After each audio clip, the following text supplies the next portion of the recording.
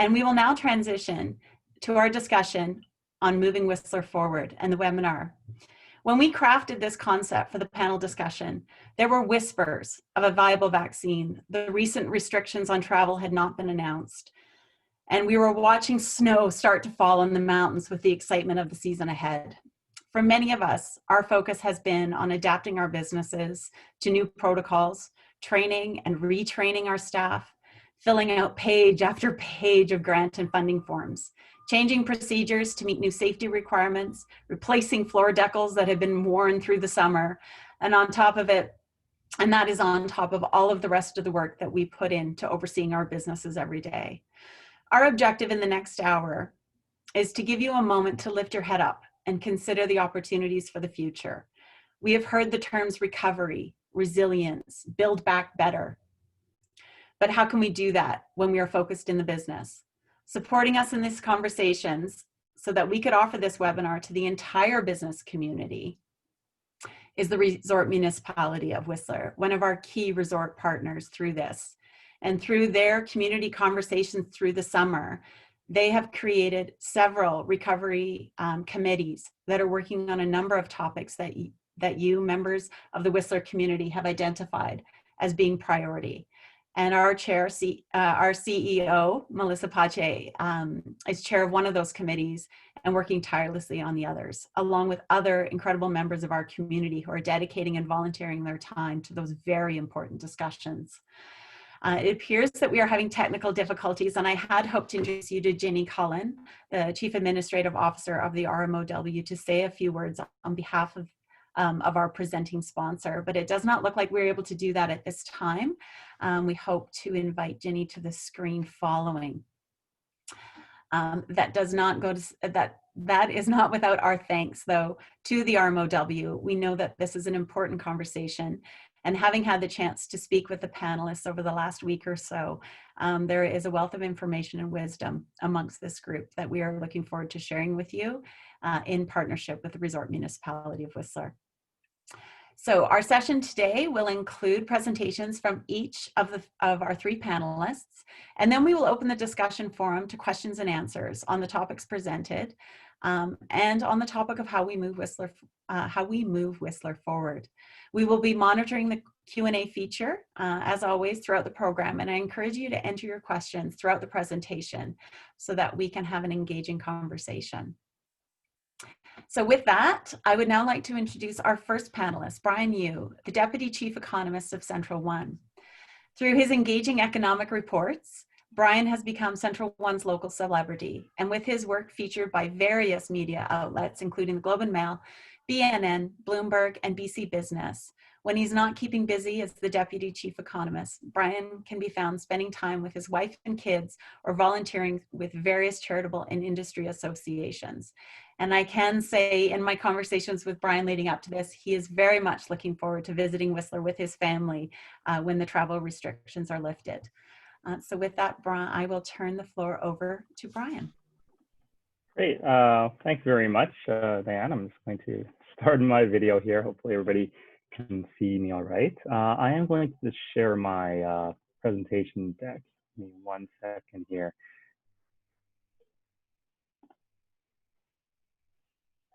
Great. I do hope everybody can see this, and I want to thank the thank you for the invitation to chat today about essentially what's happening in the overall economy. I'll be very brief in a sort of providing a little bit of assessment of where we are and really where we are expecting to be in about a year from now and going forward as well. It's pretty clear that it's been a very uncertain time for really everybody, regardless in terms of society, for the economy. We've seen the impacts of the pandemic through obviously travel restrictions occurring. We've seen businesses shutter, hopefully most temporarily during this period, as we had social distancing or physical distancing restrictions being imposed over the past essentially 8 months now. You know, I'm just going to quickly go back in terms of where we are now. You know, during the sort of the peak pandemic period for the economy, the numbers are terrible. I think we saw about an 18% drop off in overall economic activity. on a sort of a peak to trough basis. This was an unprecedented number that you won't see.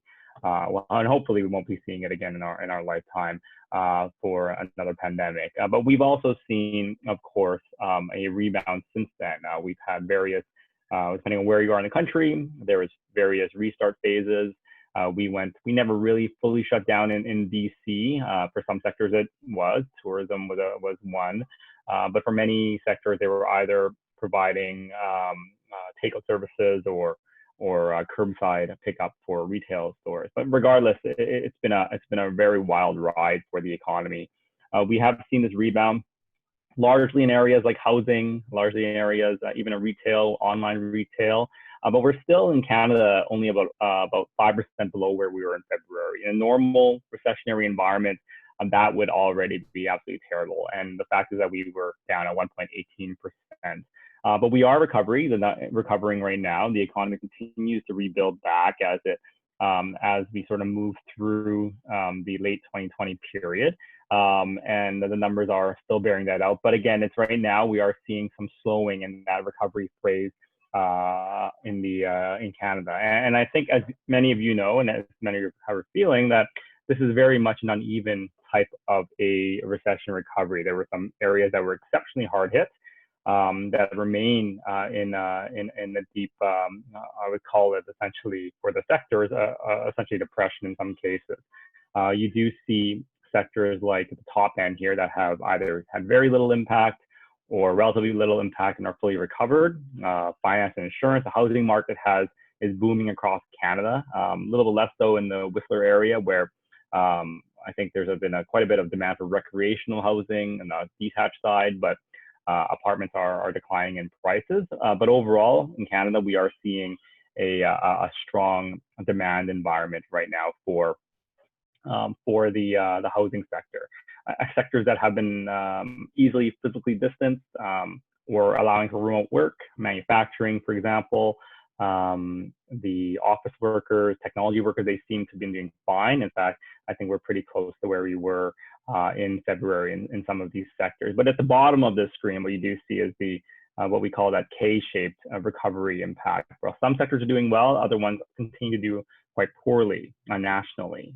These ones are, unsurprisingly, I think, the areas like accommodation, the food services, the restaurants, banquet halls, anything related to events as well.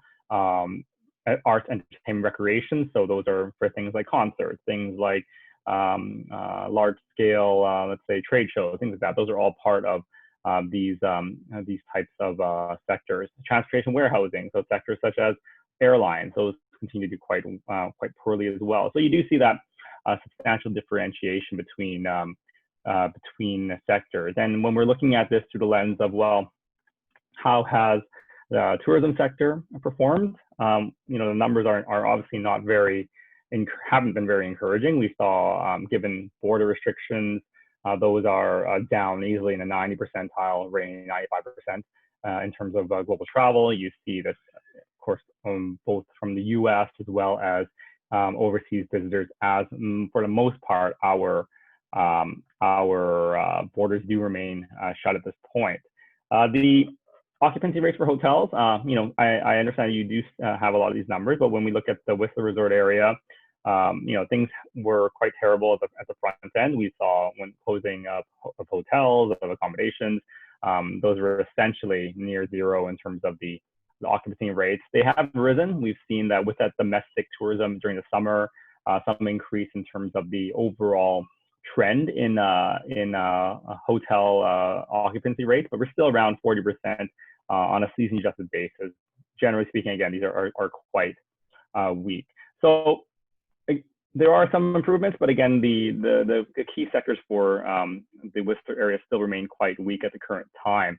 And while we are expecting to see that recovery take root or further gain traction as we move through 2021, I think it's very clear when you are watching the news, watching the case counts for COVID-19, that we are in the second wave of COVID-19 right now. We're seeing the various levels of restrictions being reimposed across Canada.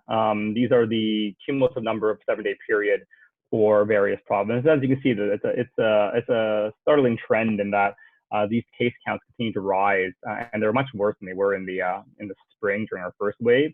Not surprising given the weather and given the and given also increased testing, things like that. But the point here is that we are seeing a lot more pressure on our health systems at this current point, and governments are reimposing the restrictions. And that really kind of points to us that, we kind of went through this period of recovery in the third quarter where growth really picked up and rebounded. And some businesses probably are starting to feel a lot more confident in terms of the overall environment.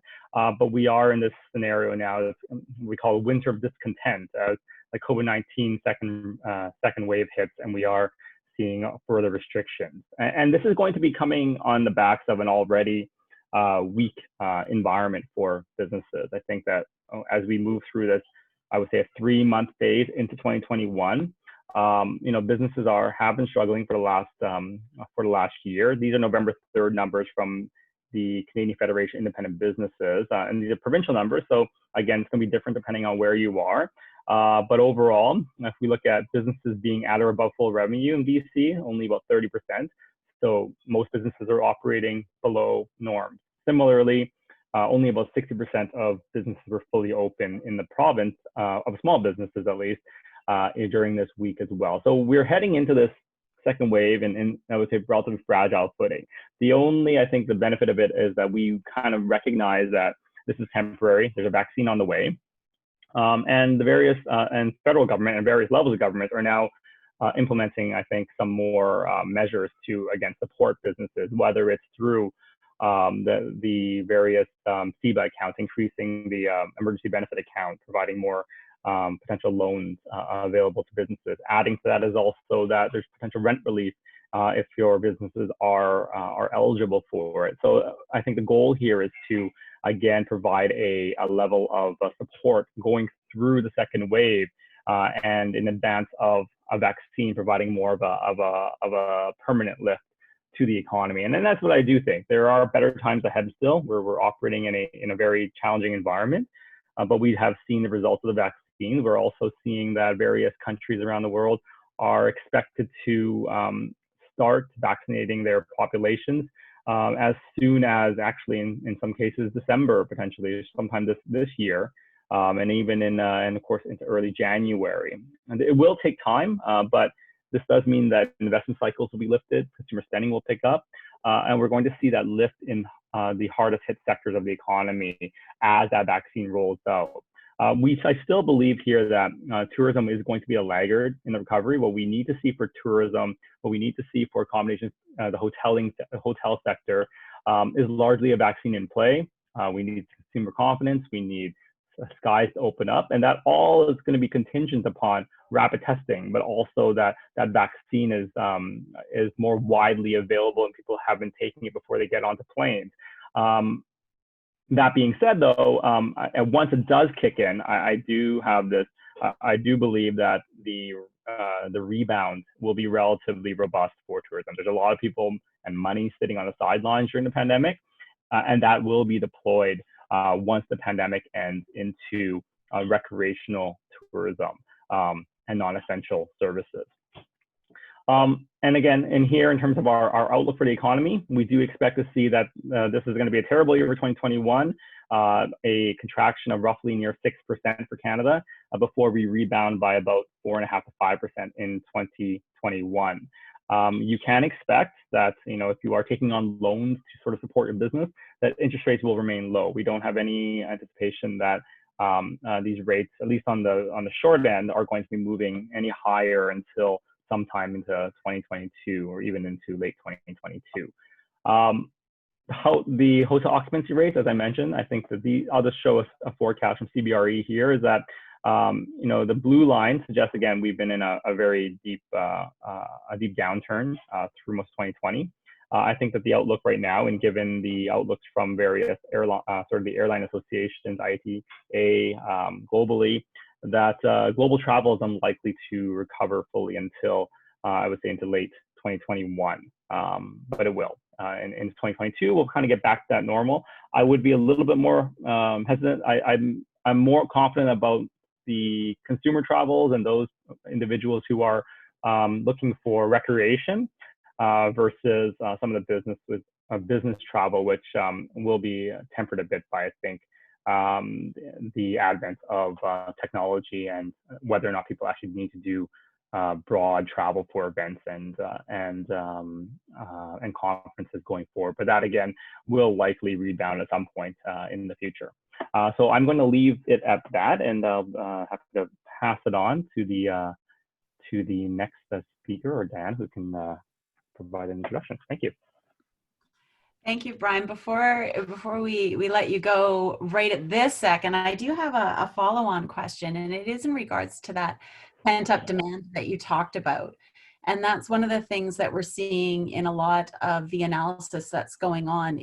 We're seeing household debt levels, the lowest they've been in almost 10 years since the financial crisis in 2008, 2009.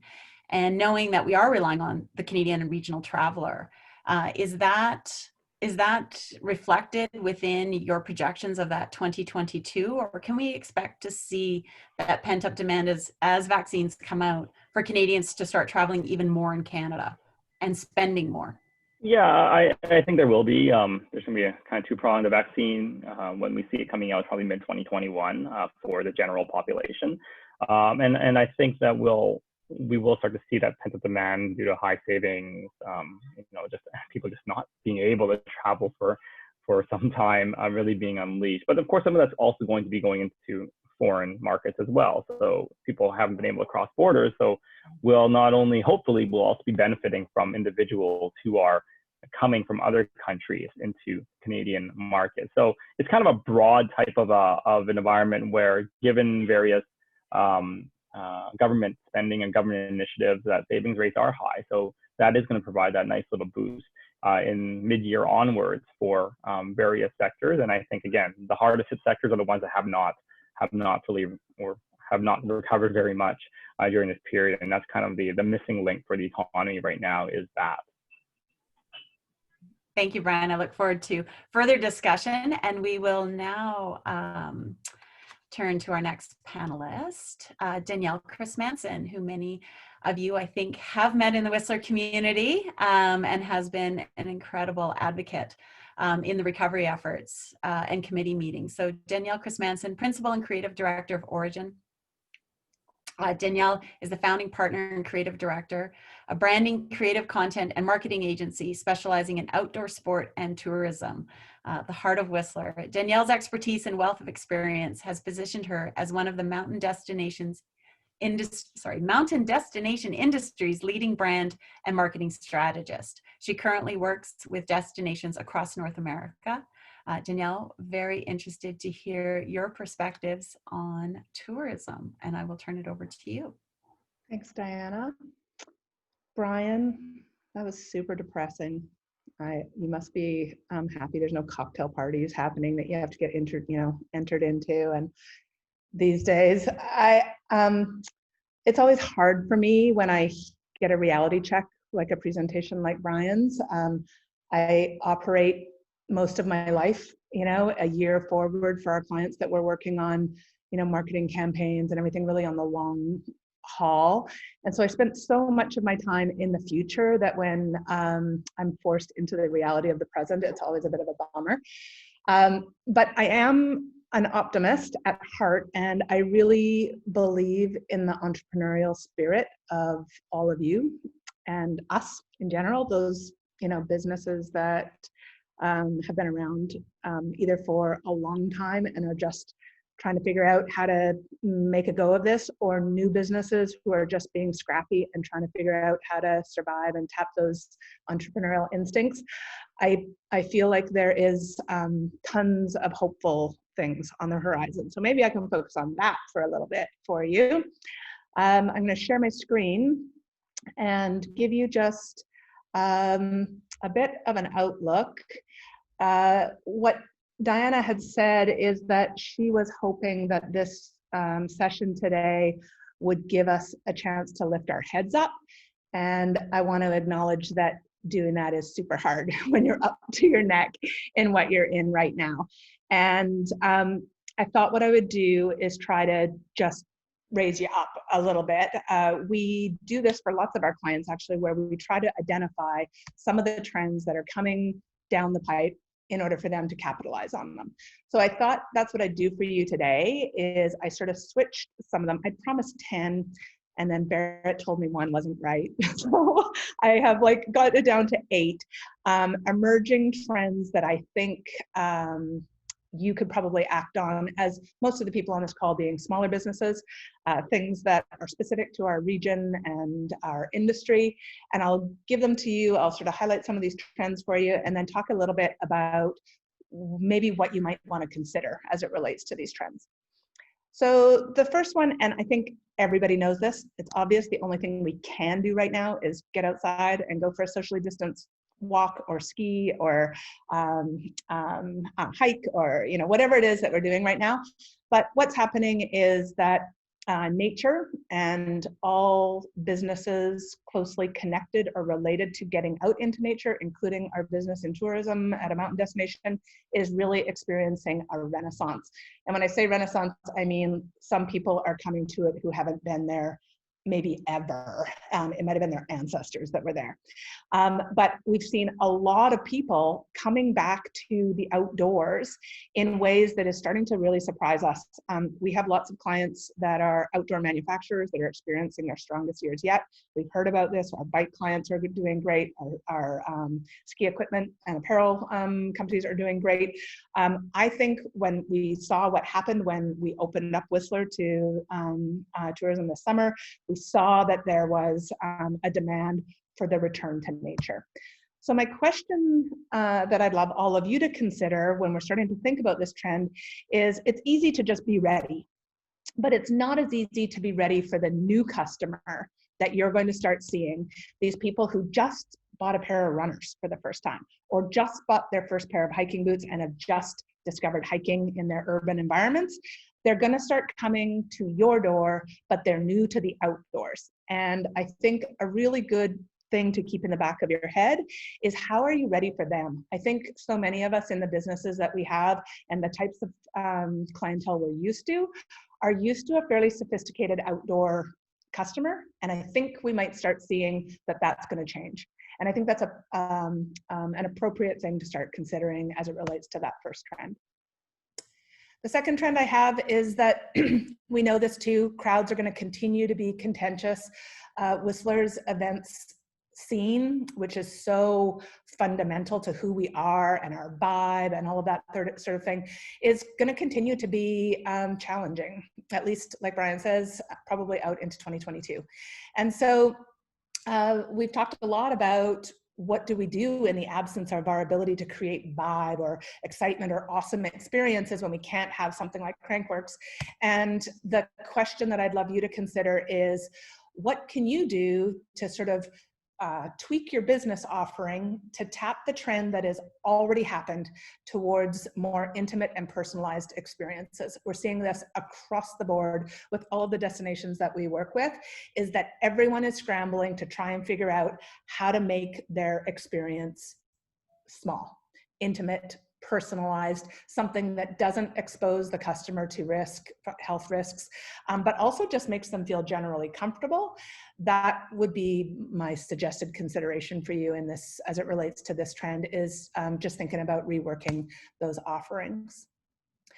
The third trend that we've seen, and Bryan pointed this out, is that pent-up demand for travel is real, for sure, but I think it's also reserved for some markets. And we know that when the bulk of the market, the types of people that typically make their way to Whistler are the types of people that will have accumulative savings, they will be tired of sitting at home, they will have gone through a full year where many of them would have taken 1, 2, or more vacations. They're going to be ready to go.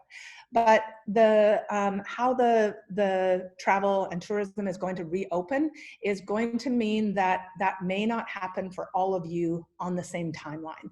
And we have several segments of our customers in Whistler, and some of whom aren't that affluent destination guest, and they're going to be a ways off in coming.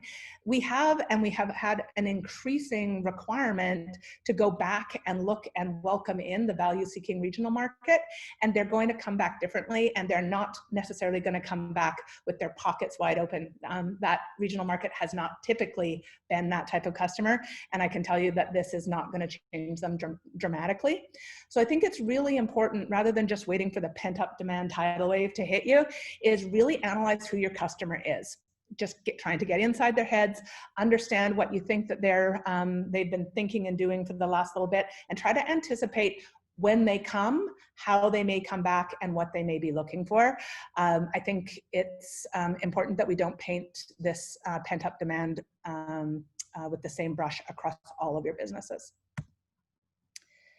The fourth trend that we're seeing, and this is a really big one, and it came out again, the New York Times and the Globe and Mail put out both independently new reports this week that conscious consumer that we've been starting to think about has been they've got this huge new awareness levels. And the idea of supporting local and staying home for your vacations has started to become not just a requirement, but now it's a statement, a core value statement with a lot of consumers who are realizing that if they're not promoting or they're not patronizing the local restaurants or the local businesses that they love, who the tourists also love, that those will be gone not just for the tourists, but for them themselves. And this trend toward their requirement for a thriving local economy is become really top of mind. So I think what you need to consider is that this consciousness for local is raising, and they would love, most consumers now are aware enough that they would love to support you over the big box alternative, so to speak. We need to make it easy for them. We need to figure out a way how to identify ourselves as local and engaged in a community that is supporting them and supporting their lifestyle. And if you're doing that, I can tell you you're trending. And the consumers that are coming back with this pent-up demand will respond to that. The fifth trend that we're seeing is that air travel is likely to become more expensive. I called it fire sales, but I tried to get my daughter home from Ontario this week, back from university, and there's no real savings, but apparently there are some. But once that settles down, what we are seeing and what we're hearing is that air travel is generally going to become more expensive. And what this means probably is that when people dole out money for a vacation, you are not going to see a lot of those jet set across the ocean for a 5-day stay, and we're not going to see as much of that, and we're going to see longer stays from destination travelers. And because some of them won't be traveling internationally for quite some time, we're going to see more frequent visits from our regional markets. We're going to see people coming up to Whistler more often. It's the best option that they've got, and we're going to see them here more often. And the question that I think you need to ask yourself is how you're going to make sure that the product or service that you deliver isn't a one and done. And I think a lot of businesses in Whistler have created a little bit of that. We see a destination guest for 7 days. We know they're going to try us and a bunch of others. So we're not so concerned about creating some kind of a product or a service or an experience offering that makes sure that they will come back more times during the longer stay that they have, or that they'll come back every time they come back to Whistler from Vancouver. And I think that is something that's really important for us to all think about, is how can we create a longer lifetime value out of our guests.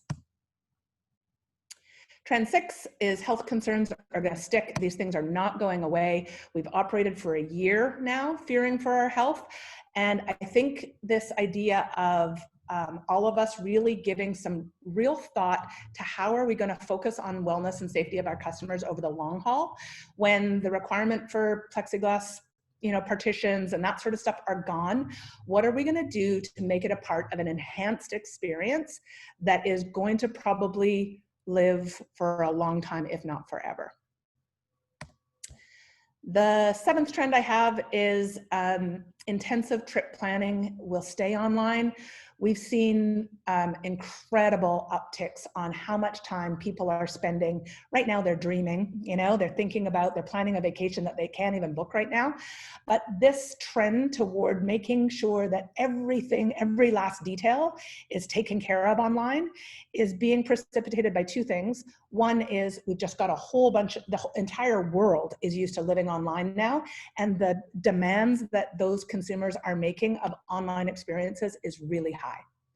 The second thing that we're seeing is that the transaction, it used to be something that happened, oftentimes they would do planning online, but the transaction would often happen offline.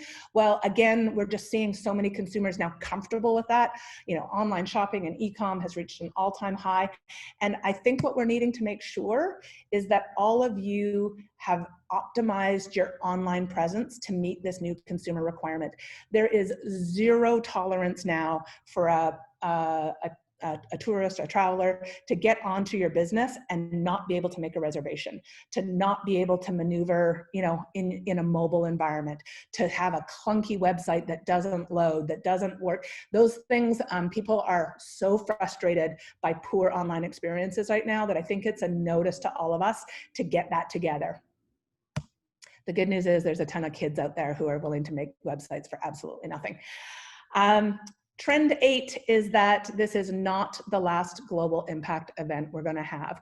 We're already hearing about this likelihood of more of these types of things happening. The world has become suddenly very small, and this pandemic has proven to us how vulnerable we are as a tourism sector for events that happen in other places and maybe make their way to our shores.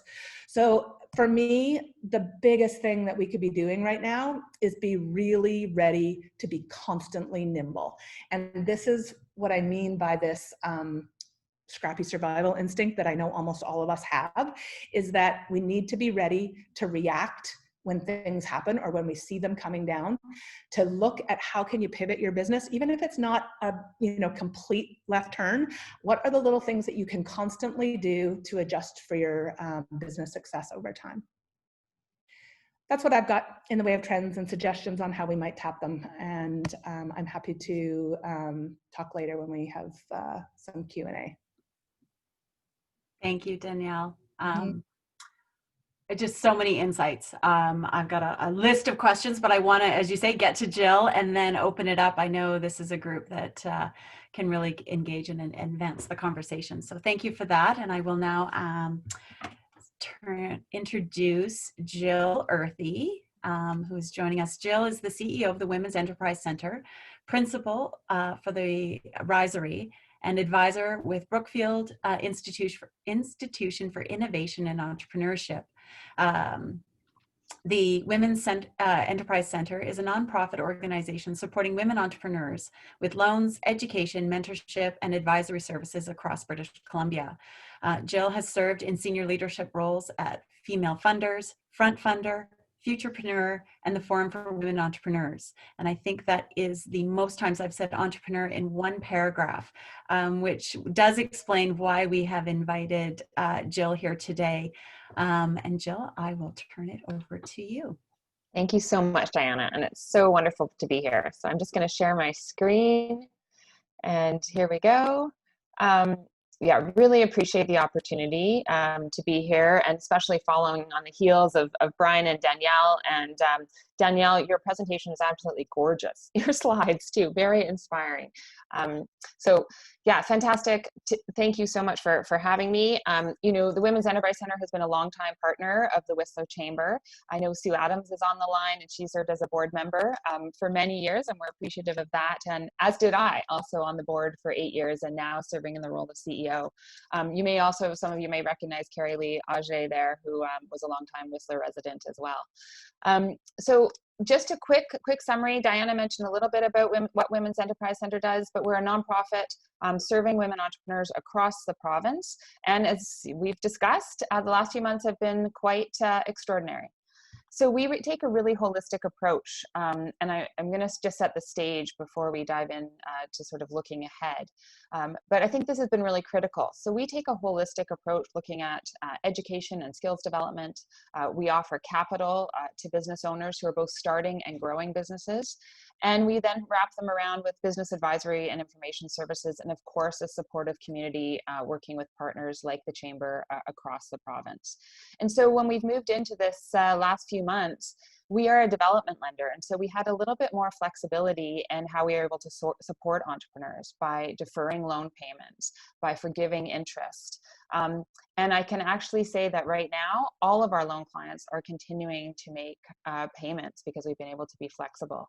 And partly that's due to some of the government supports that we have seen coming out. So I also just shared this slide, and there's one of our mentees, the Whistler-based mentee, but Women's Enterprise Center, has over 2.18 billion in economic activity, and this is over the last 25 years. This is the organization's 25th anniversary. Haven't had a chance to celebrate in the way we'd like to, but here we are. And our focus is on creating jobs and maintaining them in BC. So we'll just keep going.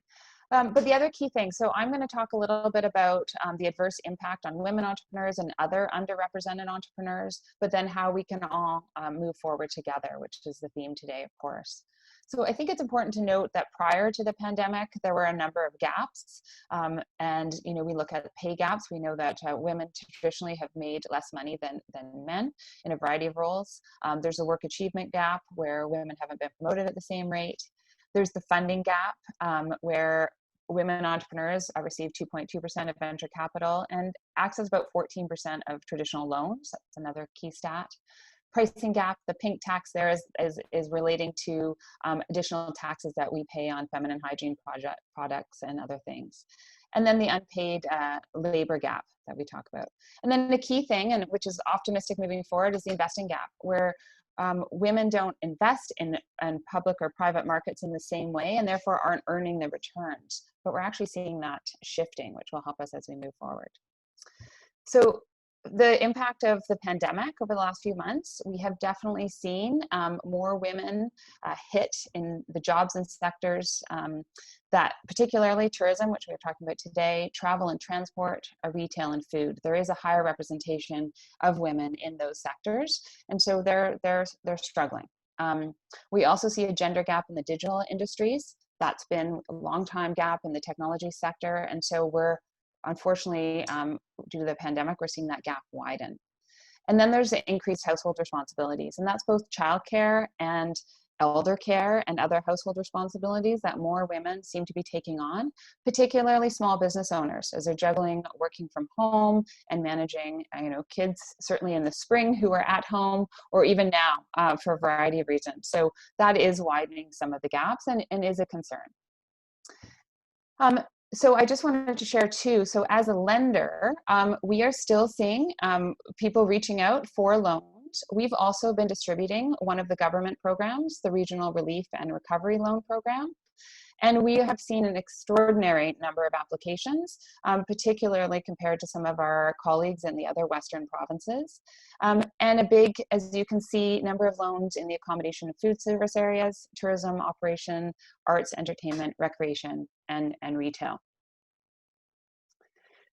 Some of you are very familiar with Nicolette and the green mustache. We always like to tell success stories. And I show this slide just to see an example of how entrepreneurs are adapting, how they are resilient.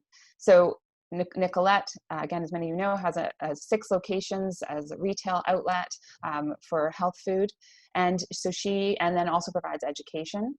She moved online, launched an initiative that they had been thinking about. And this will be one of the trends that we're certainly seeing, is the acceleration of projects that have been kind of on the back burner.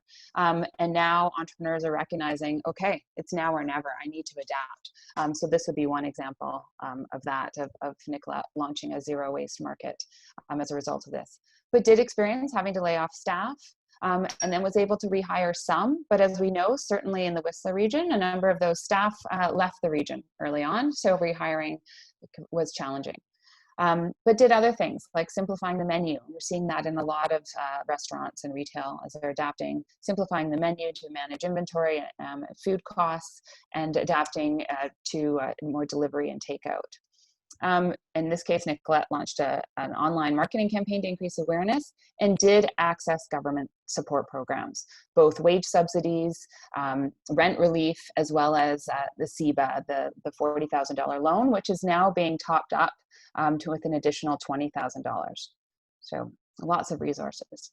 But then, you know, we also really do have to celebrate. You know, we do have in this, you look at the Whistler region, there are so many incredible small business owners that have adapted and pivoted and adjusted. Now, these are all women entrepreneurs based across the province, but we just went through a campaign to highlight and celebrate a number of these women around the province who are doing incredible things, from developing products as well as in the service industry. And we did a campaign in partnership with the Forum for Women Entrepreneurs from Small Business Week through to November 19th, which is Women's Entrepreneurship Day. So just always love sharing the stories and celebrating. So looking ahead, Bryan mentioned this, referenced the K economy. We're certainly seeing this where we are seeing professionals and those who have jobs, particularly those who can work from home, who are doing extraordinarily well right now, are saving money, as was mentioned, are doing home renovations and taking on some projects that maybe been put on the back burner for a while. We've talked about the surge in outdoor gear, of course, ed tech companies and telehealth, and delivery. My husband actually works for FedEx, and it is unbelievable right now, just the surge that they're doing. But there's different costs and different skill sets that entrepreneurs need to manage that. So, but those industries are doing well. And then there's everyone else, of course, right? Including seasonal workers, which is obviously impactful in a resort town like Whistler, blue collar workers, and then tourism Main Street businesses that really are being hit. And Bryan touched on those key issues of jobs, debt, and housing. But of course, there are always silver linings. So we are continuing to see new businesses start. We're continuing to see some existing businesses grow. And we're also seeing sale transactions. So we're seeing entrepreneurs who are purchasing other small businesses around the province. And the businesses are being sold not because the businesses weren't in good shape, but more because the owners of those businesses are making different lifestyle choices or changes. And so I think they're handing the baton onto a next generation of entrepreneur, and that's powerful, and that will play a key role in our economic recovery. As I mentioned, we're seeing the acceleration of key initiatives, including digitization. You know, there was a survey that went out, 80% of small businesses, of course, are having to pivot and adapt to digitization. But the good news is there are a lot of resources out there and funding to support small businesses who do want to upgrade some of their technology or create online sales platforms and that sort of thing. And we can talk more about that in the Q&A.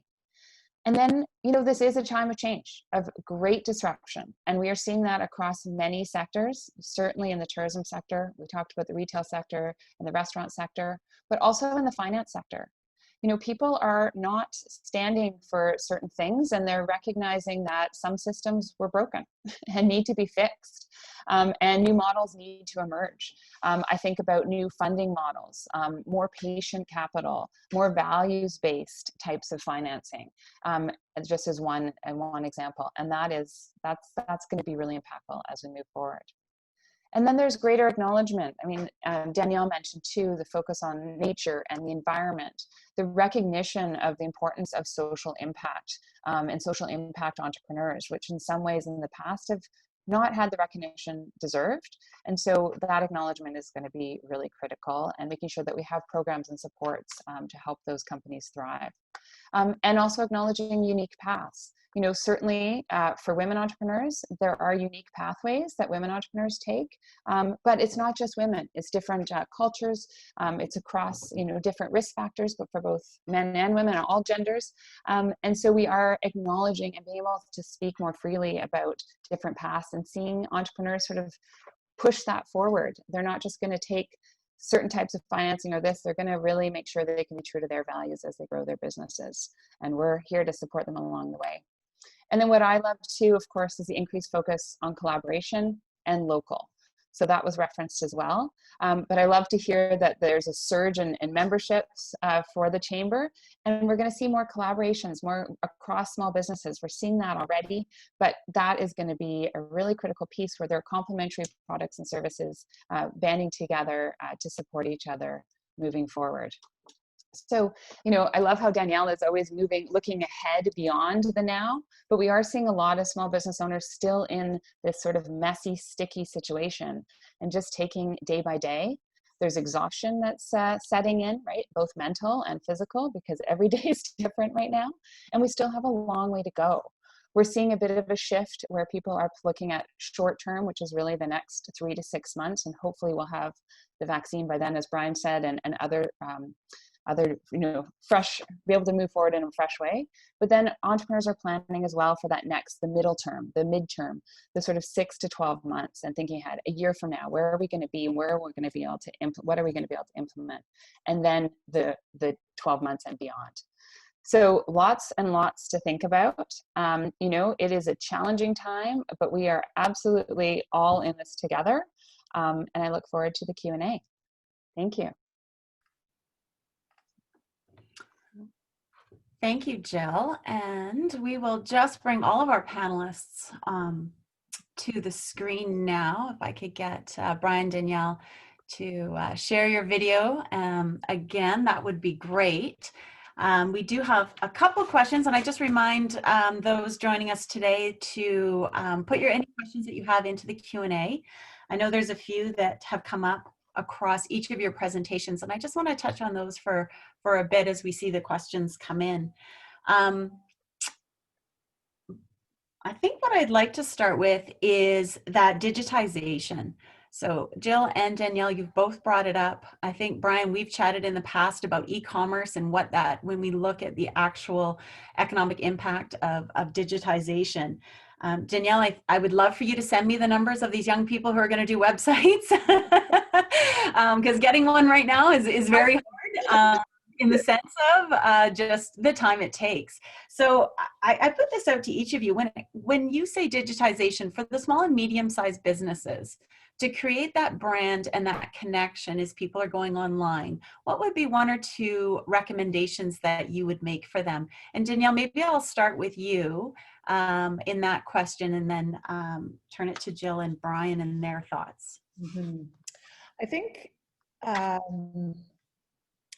there's a lot of the Whistler Chamber's membership who exist at the bottom of the funnel, so to speak, in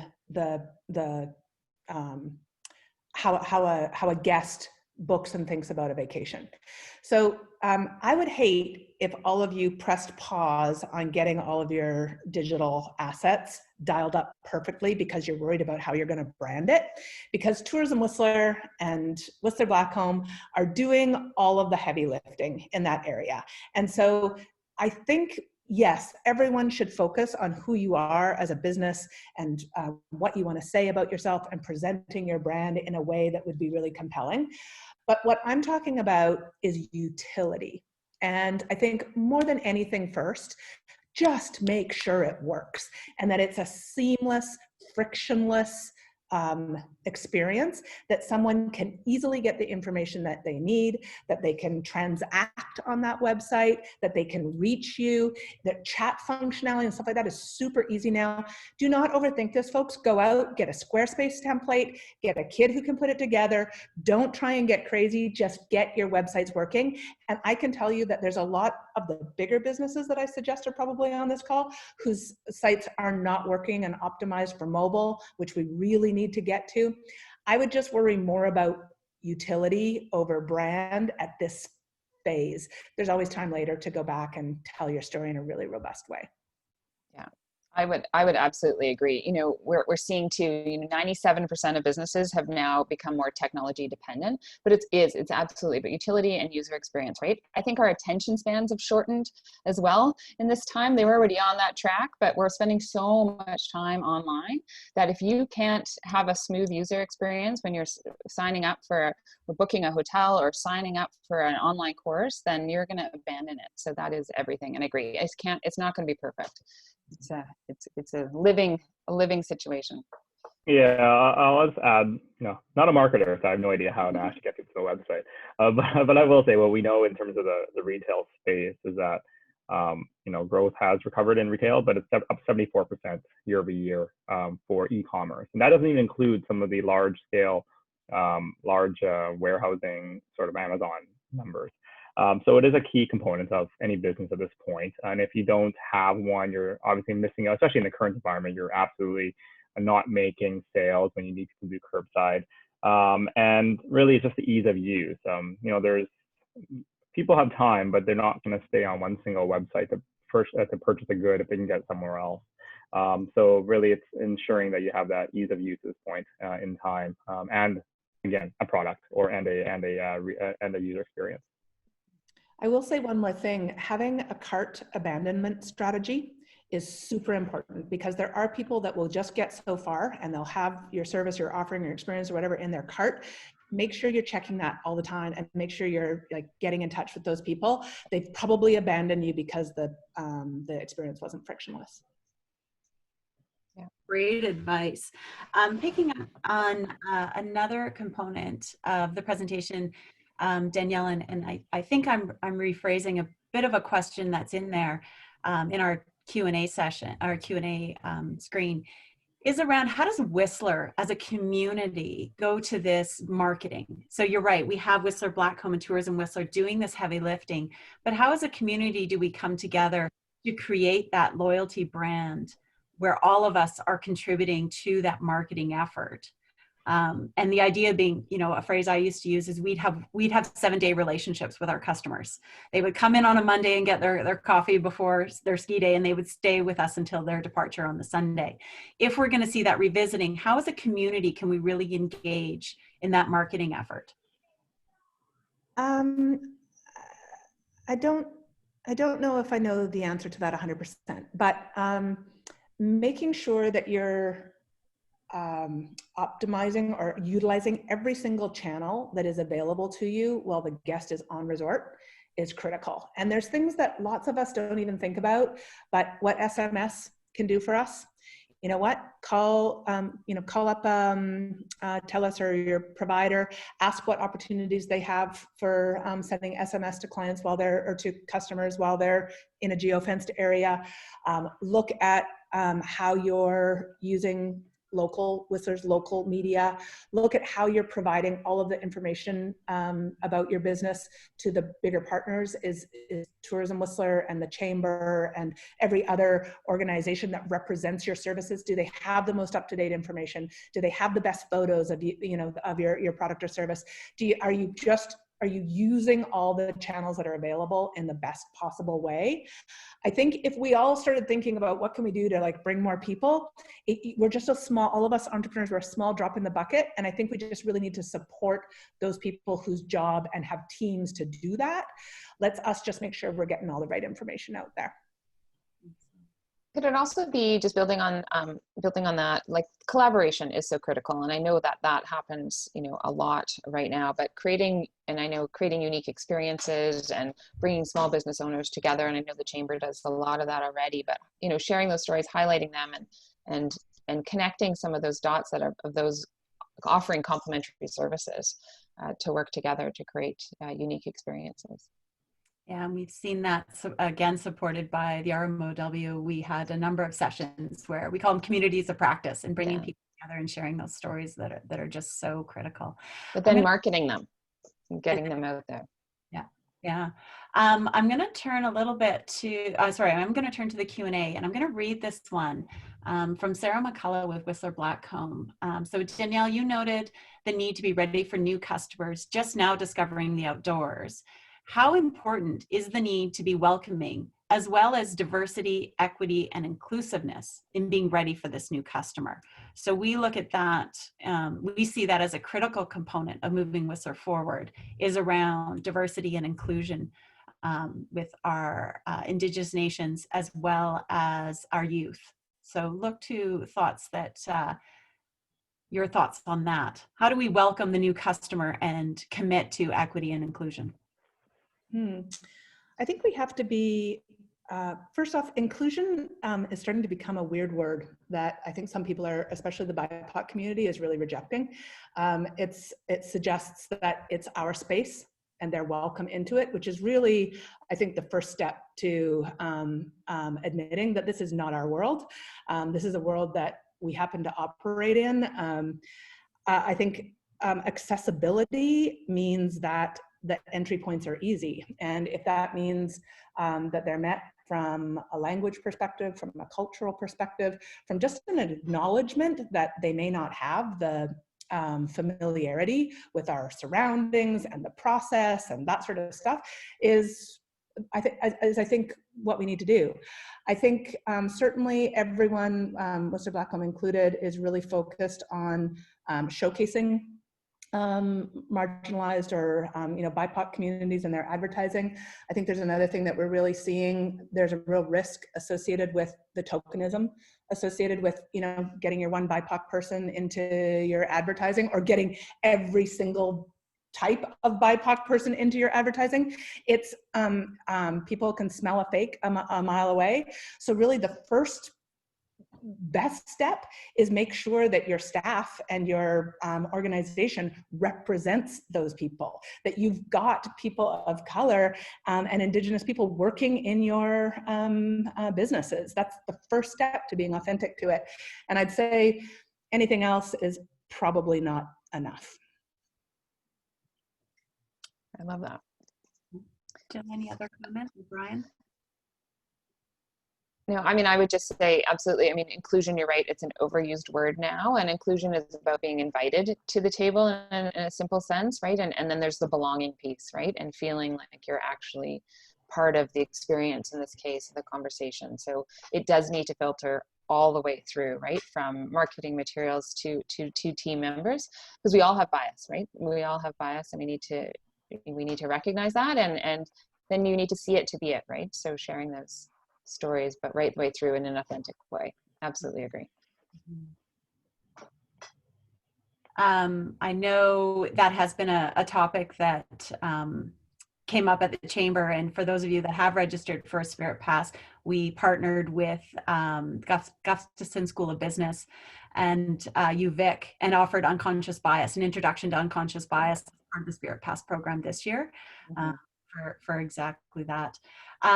Sorry, one last comment. I would just say that it's not a one and done situation either, right? It's not a box that can be checked. It's an ongoing conversation and learning for all of us. So I think we also need to recognize that. And when we're planning ahead and looking forward, we need to make sure we're incorporating that into all of our practices.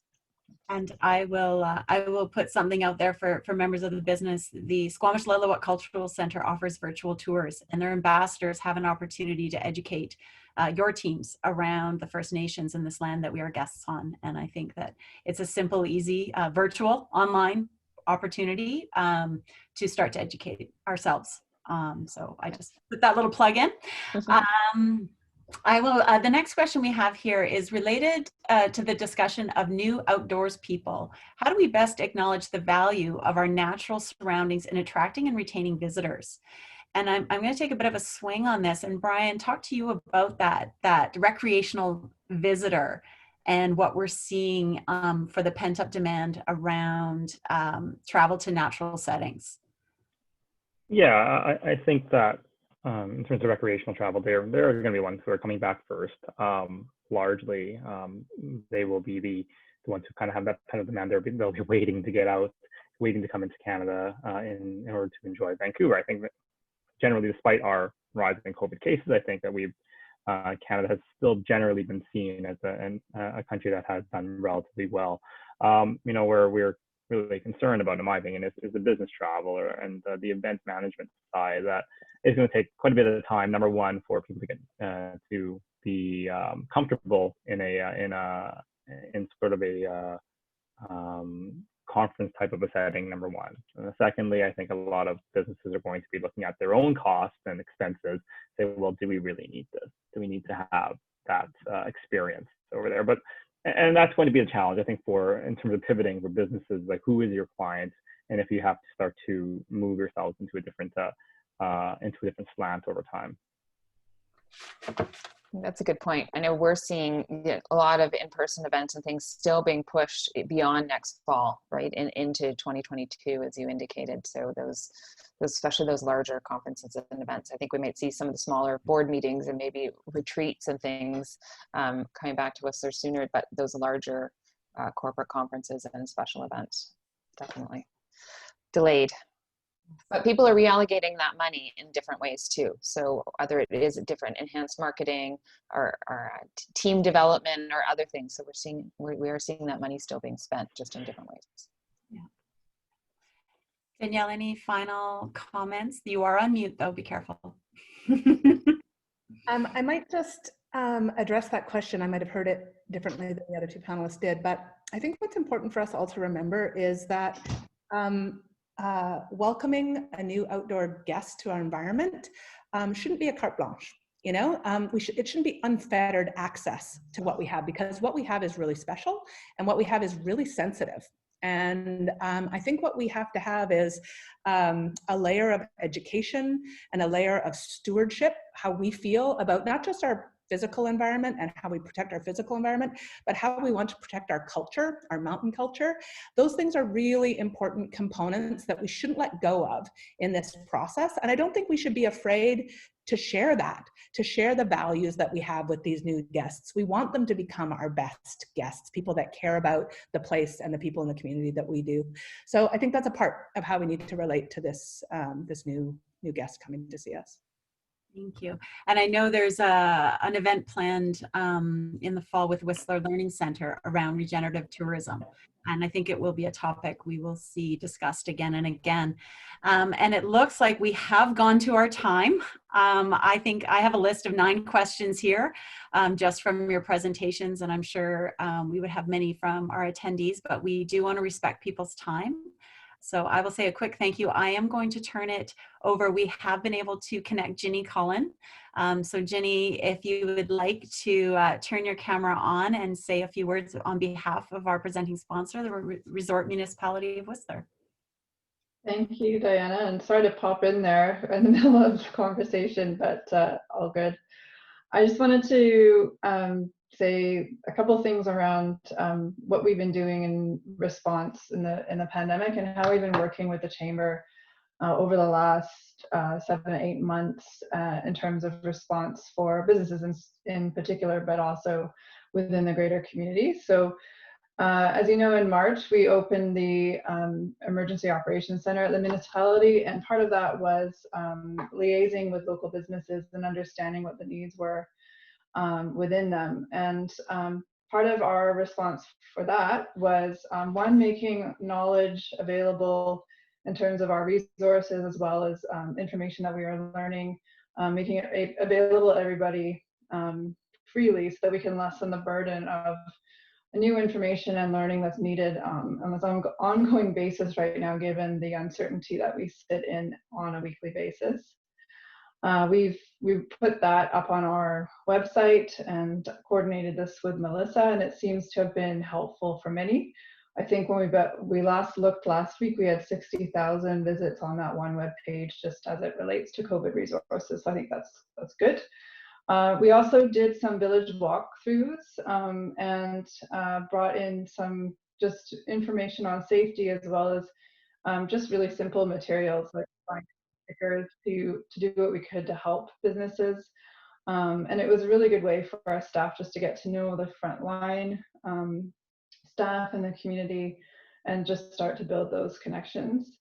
We moved from the EOC to community conversations in July, and the purpose of these was to really understand what the lived experience was of COVID in the community, and making sure that we weren't moving forward with any solutions that weren't necessarily directed at the biggest needs and the biggest issues. So that was a really great experience. We had 4 of those. We had Danielle as a speaker at one of them. And one of the themes that popped out of those was the real need to support our unique local businesses in the community. So this theme was also brought through or pulled through into our recovery working group, which is still meeting. There's 4 subgroups in that. They are focused around labor, local business, community wellness, and then tourism sustainability. And it sounds like there was a good conversation on tourism sustainability just now. Your hardworking CEO has been a big contributor in these discussions at the Recovery Working Group. And the peer learning event that was put forward, I believe, about 3 weeks ago now, that was organized by the Chamber, was one of the outputs of those discussions at the recovery table. And our health and safety team from the municipality was able to attend that and provide information to different business owners as a way of sharing our knowledge and helping, hopefully making it a little bit easier in terms of finding resources and just understanding what everyone's doing given all the different safety implementations that we need to do right now. And with that, I'll leave it there. Thank you, Ginny. That was fantastic. Glad you could make it. Good to see you today. Thank you to Diana, Danielle, Jill, and Bryan for taking the time to speak with our community. We really do appreciate all the knowledge that you have and the support. We will be sending everyone on this webinar a post-event email that will include these wonderful PowerPoint presentations. So thank you again to our presenting partner, Resort Municipality of Whistler, for making this webinar possible for our members and future members to join at no cost. So thank you so much for doing that. We are recording this webinar and we'll be uploading it to the Chamber's website, so you can go back to it anytime and share it with your team and colleagues. Go to the whistlerchamber.com and you'll be able to find this webinar along with other helpful tools and resources. We will continue to stay connected with all of you through regular e-news updates, and we'll be hosting more webinars to help you navigate these difficult times and move you closer to recovery. So take care of yourselves, take care of your teams, your families, your colleagues. Reach out to those 6 people in your worlds, make sure they're doing well. And we will definitely see you on the Hill. Take care, everybody, and thank you, everyone, for joining us today.